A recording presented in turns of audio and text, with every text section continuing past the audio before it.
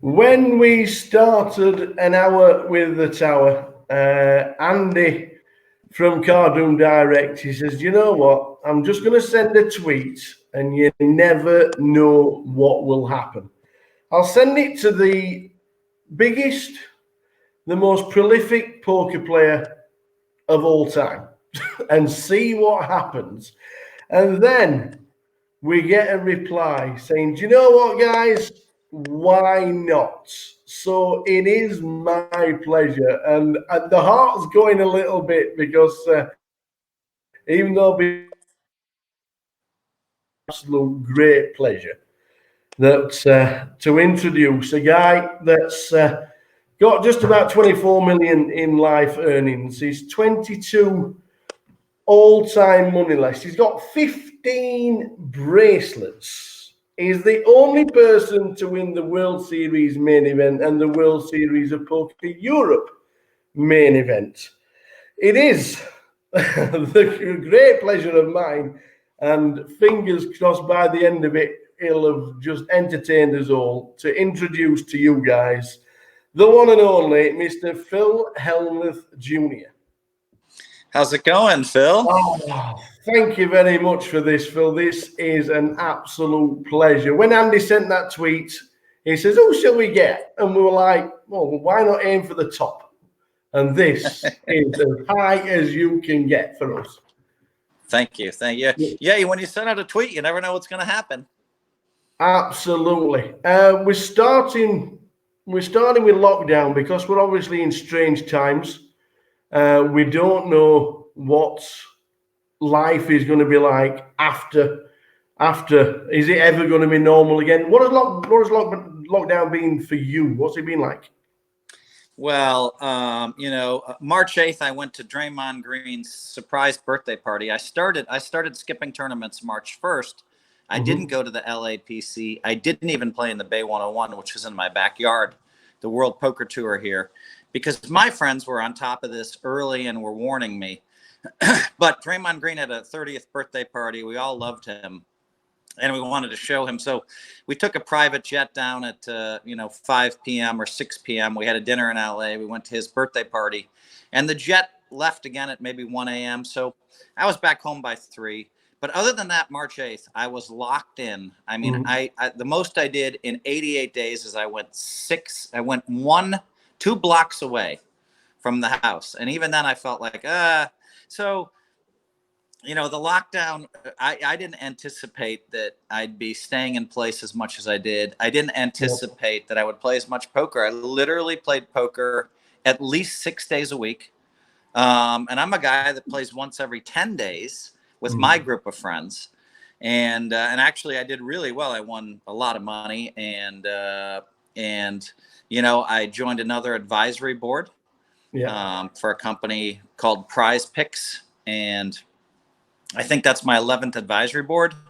Some of my companies, it's been fun to watch them, kind of flourish. Not everything goes wrong during a pandemic. Some companies do well. And one of them is Endgame Talent Agency, which, just keeps getting new customers, and we're growing, and it's crazy.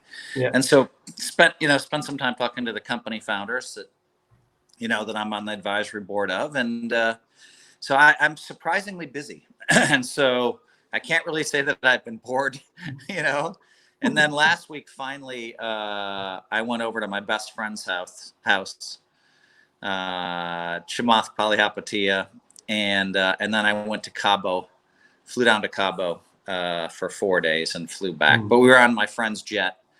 So, and then I've been locked in for the last 8 days, back and stay in place. It certainly is strange times for everybody, and obviously everybody was hoping that the World Series was still going to take place.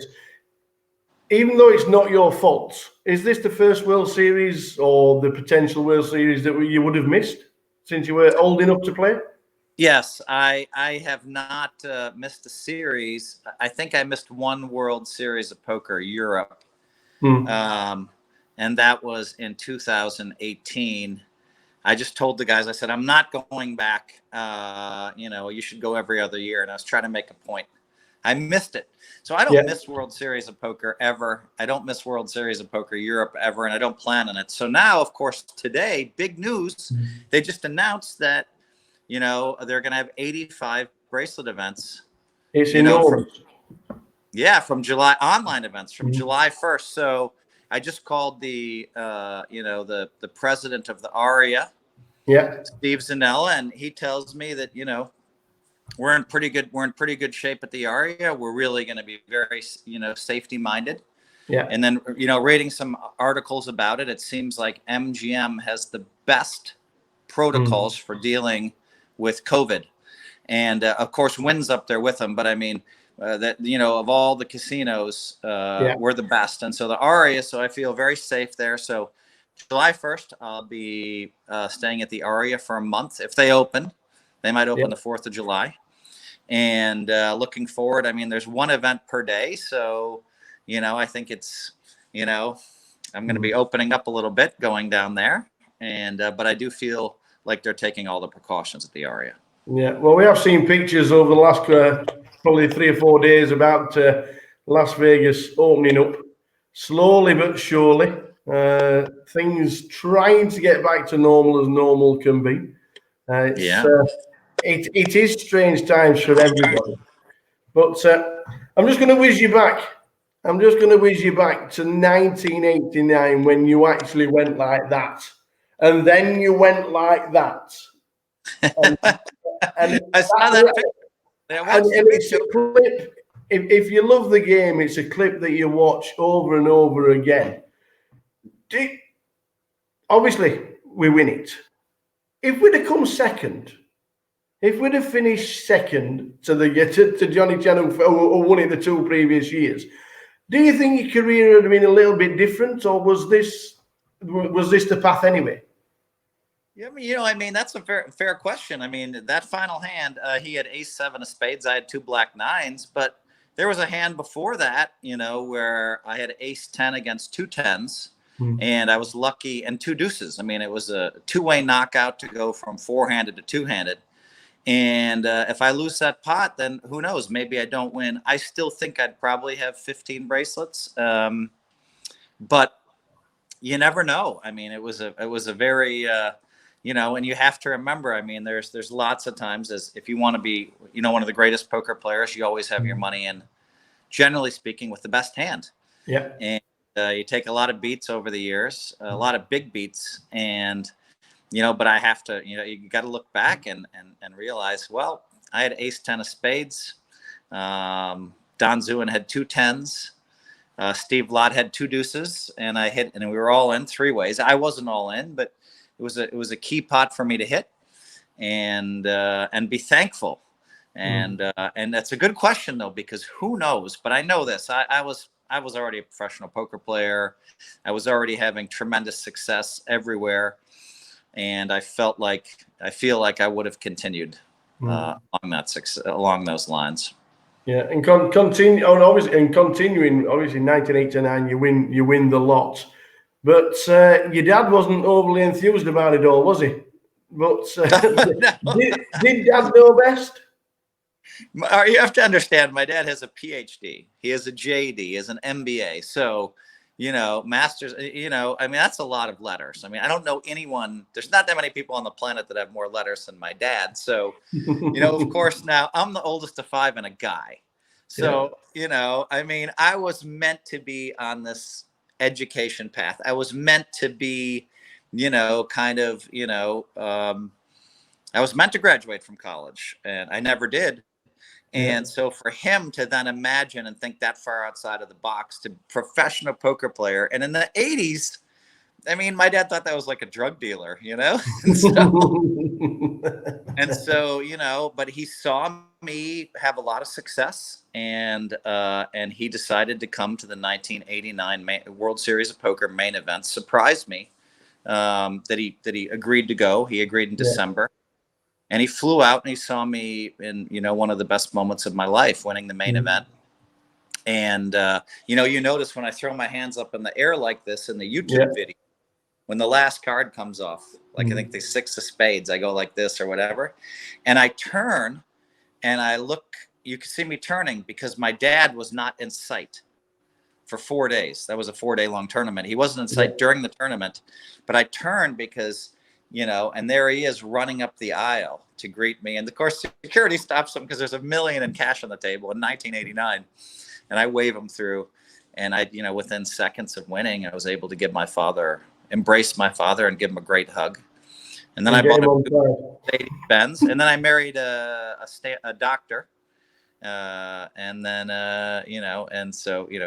and I'm still happily married 30 years later. So, and my dad's been to Vegas every year, I think, for 30 years to support me. Turned him. You got him on the side. Yep. I had to win the main event. And 1993 in the World Series was probably one of the most insane runs for you. And 3 bracelets in 3 days. It could have been not 3 bracelets in 3. So the 1993 is interesting because John Benetti won 2 bracelets that year. And Ted Forrest won 3 bracelets that year.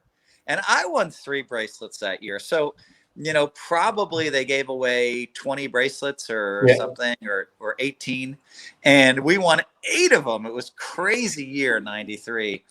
And I won 2 bracelets in 1 day. So that meant that I played the No Limit Hold'em tournament till about 5 in the morning. And I remember my wife was pregnant.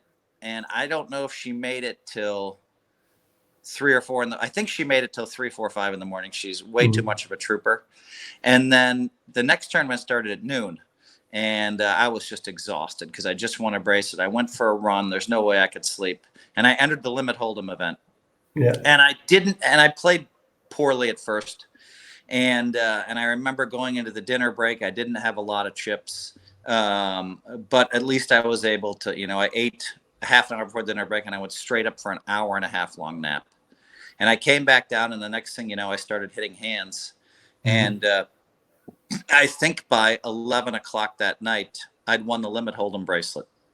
So I won one at, I want to say 4 in the morning, and I won one at, 10:30 at night. And it was just a crazy day. And I remember the next day, before that tournament started, that I'd won the event the night before. And, if you want to throw in there, I'd won 2 events on that day. So it was pretty cool. But 2 bracelets in 1 day. And then I had the chip lead in the main event when I completely fell apart. And that's on me. I mean, I was running good. I was playing great. And the next thing I kind of threw it away. I think it was too much for someone to handle 3 bracelets and the main event.